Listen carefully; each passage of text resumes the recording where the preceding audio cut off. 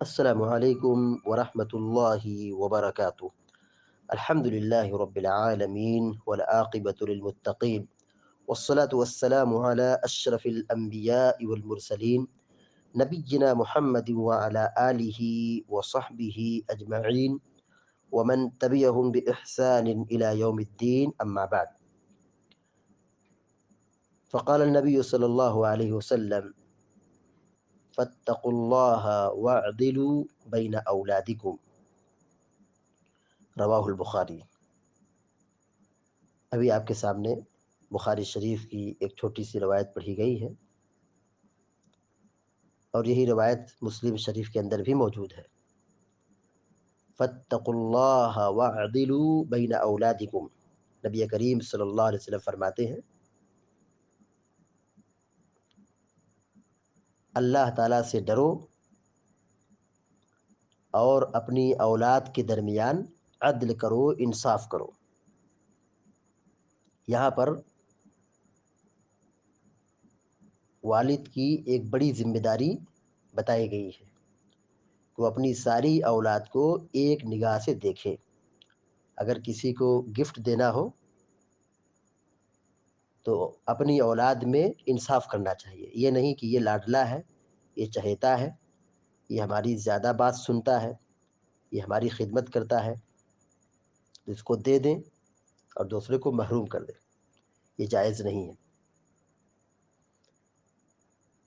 Gift اور ہدیہ میں تمام بیٹوں کے درمیان انصاف کرنا واجب اور ضروری ہے۔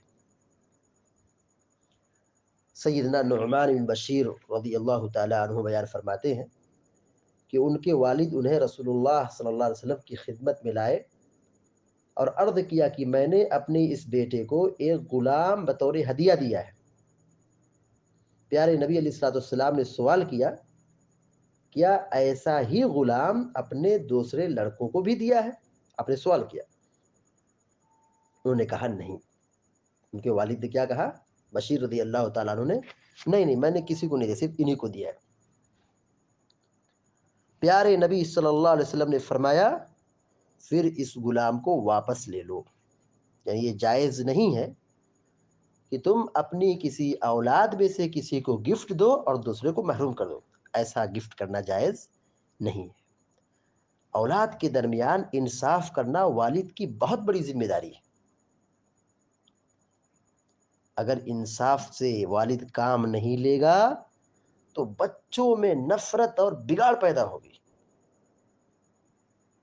جن کو ملے گا تو ابو سے قریب ہوں گے، اور جن کو نہیں ملے گا تو ابو سے ناراض رہیں گے۔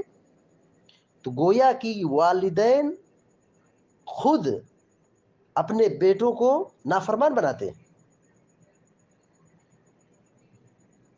چاہے بیٹا فرما بردار ہو، چاہے مانتا جانتا ہو، خدمت کرتا ہو یا نہ کرتا ہو، ہدیہ اور گفٹ میں سارے بیٹے برابر ہیں۔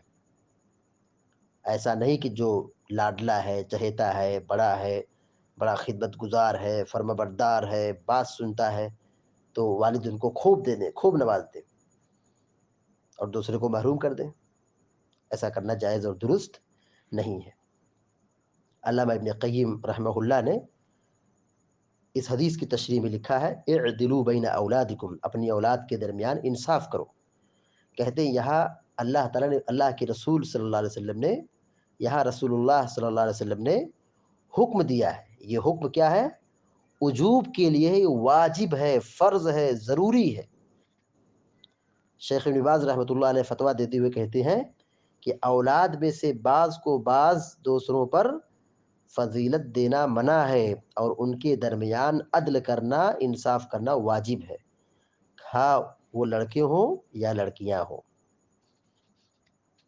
تو معلوم یہ ہوا کہ والد پر یہ فرض ہے کہ وہ اپنی ساری اولاد کے درمیان انصاف کرے۔ اگر کسی کو کچھ دینا ہو تو سب کو برابر برابر دے۔